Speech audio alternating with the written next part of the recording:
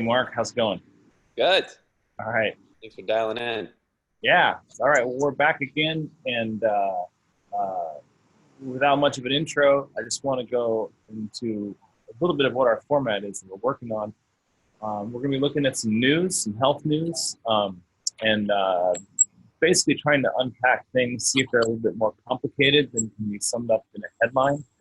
And also just kind of discuss how maybe some of the health news morphs over time. You've got a little bit of a knowledge bank going back, so we can talk about some of these stories, and maybe this advice is counter to what used to be advised, just general that kind of stuff. So having said that, let's just dive right into the news. I picked out an article here. Let me share the screen, and I'll read the headline at the same time. But basically, what we're looking at is a story from News 18. Apologies, I don't know the locale for this.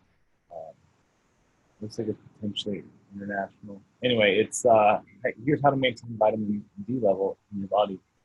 So it talks about a study published, and it says magnesium may play an important role, and it goes on further. But I just was wondering, what does that spark off for you? Well, I think it's a great example from the popular press of what we don't actually see very often, which is a more nuanced look at things. Instead of saying, oh, my vitamin D level is low, so I need to take vitamin D, what this article is suggesting is that vitamin D is supported in a number of ways, and one of them is through various cofactors, one of them being magnesium. So, 80% of Americans actually don't consume enough magnesium to even meet the basic requirements of the RDA. So if you think about that, that's fairly sobering, because magnesium deficiency actually is associated with a shutdown of vitamin D synthesis, both vitamin D synthesis on the supply side and vitamin D metabolism on the excretion side. So what magnesium does, it forms sort of a vitamin D buffer. So when you have adequate magnesium levels, what that does is it helps you synthesize vitamin D on the one hand, if it's too low, and eliminate vitamin D on the other hand if it's getting too high. Oh, So like you a need, regular, like a regulator. it's a regulator cofactor. So, this time of year with winter solstice around the corner, vitamin D levels are plummeting in people in northern latitudes, which is why traditional cultures tended to double down on foods that were rich in vitamin D, and they also happen to be rich in a number of other cofactors that supported vitamin D. So foods like fatty fish, cod liver oil, so mackerel, salmon, cod liver oil, egg yolks, beef liver, cheese. What's interesting about these foods is not only do they contain a lot of vitamin D, but they also contain some of the necessary cofactors, like fatty fish contains quite a bit of magnesium, and cheese, because it's a fermented product, contains quite a bit of K2. And K2 is different from vitamin K that we typically think of, K1. K2 is a byproduct of bacterial processes. And what's important about vitamin K2, and specifically a subfraction of vitamin K2 called MK7, is that it helps you partition calcium in your body in the correct places. Why is that important? It's important because vitamin D helps you retain and absorb more calcium. And you want that calcium going to your bones, not to your arteries. We've all heard about hardening of the arteries, and that's just hardening of the arteries is nothing more or less than calcium in the wrong place in your arteries instead of in your bones. And there are many experts that feel like this is really a symptomatic of diets that don't include enough K2. So if you were eating a traditional diet of, vitamin D rich and cofactor rich foods, a rich, varied diet. And, magnesium is also found in like nuts and avocados. It's not just animal sources, but deep leafy greens as well. So if you're eating a broad, rich diet, a varied diet, sort of a choosy omnivore, clean diet, it was pretty foolproof to get all of these moving parts. These days, not so much. So we turn to supplements, which is great. They work. I mean, you can take a vitamin D3 supplement and take your vitamin D from the low 20s right up into optimal range, somewhere between 50 and 80. But you may be doing that at the expense of not getting all the cofactors. So what I would recommend, there's a few manufacturers doing this, is that you look for vitamin D supplements that actually contain K2 as MK7, so that at least you're partitioning the calcium correctly. And then make sure that you are either supplementing some magnesium or you're actually eating foods rich in magnesium, like deep, dark leafy greens, beans, nuts, avocados, and fatty fish. Again, fatty fish are always on the menu. Is there a particular type of cheese in particular, like soft cheese or hard cheese or any? So you do a little bit better if you are if you're using like the unpasteurized raw cheeses, is where you're going to get higher K2 content. Yeah, which are hard to get, right? Most cheeses are hard to get. Yeah, they're not impossible. I mean, if you go to Whole Foods, you can find quality raw cheese that's made in America, not shipped in. Of course, if you can find a good French cheese, it'll probably taste better.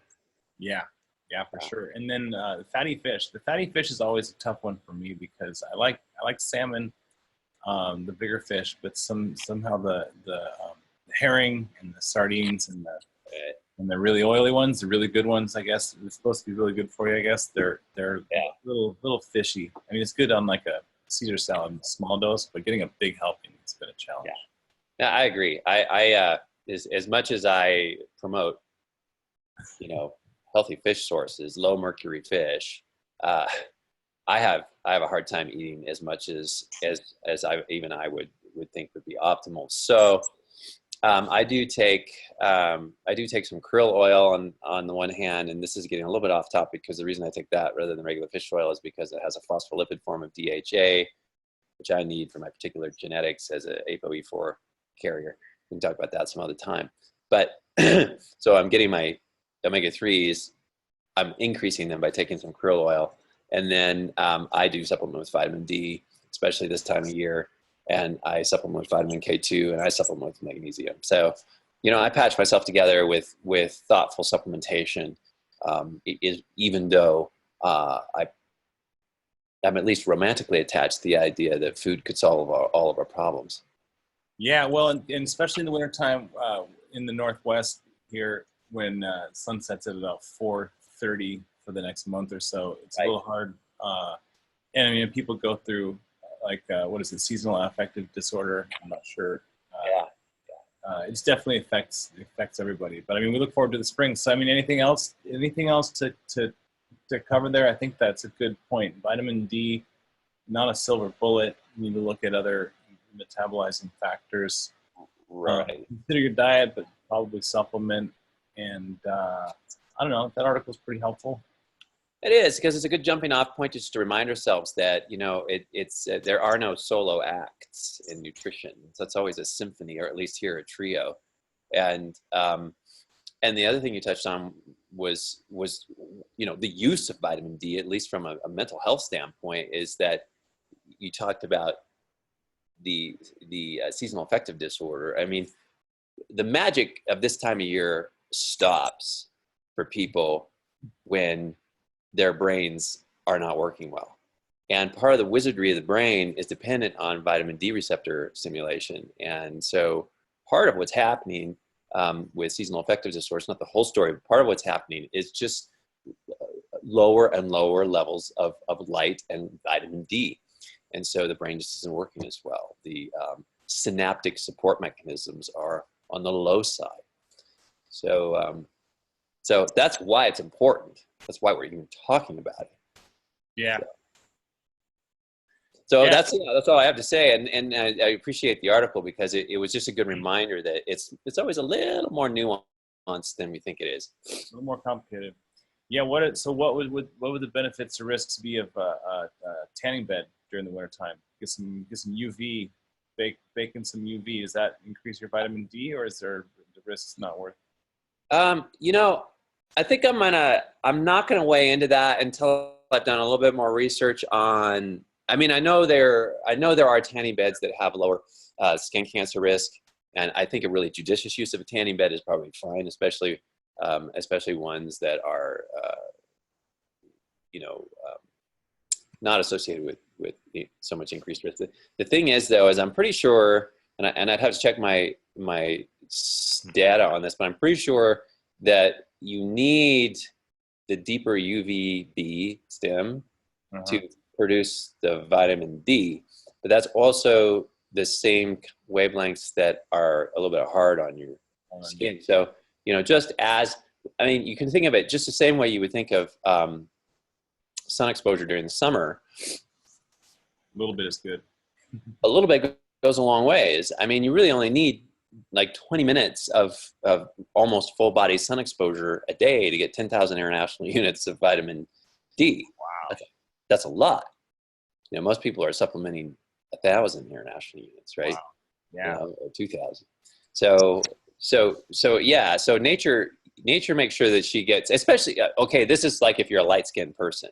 So if you're a light-skinned person, which is the typical person who was living in northern latitudes generation after generation, which is probably why their skin got lighter, so it could manufacture vitamin D more quickly because we needed, us Northern Europeans needed to be able to manufacture vitamin D on the spot whenever we could. And so it's one of the reasons why our skin is lighter. I mean, my first daughter was born. We came home from the hospital a little early, but under orders to put her in the sun 5 minutes a day. Yeah. 2-3 times a day. Yeah. Yeah. So, I mean, if you're vitamin D sensitive, in other words, if you're a white person, you don't really need that much sun, but you do need to get some on a regular basis. And if you can't at this time of year, then you turn to these vitamin D rich foods or supplements. Yeah. All right. Well, anything to add to that? I think that wraps it up. That's it. Thanks, man. That was a good one. All right. Well, talk to you later. All right. Bye for now. All right.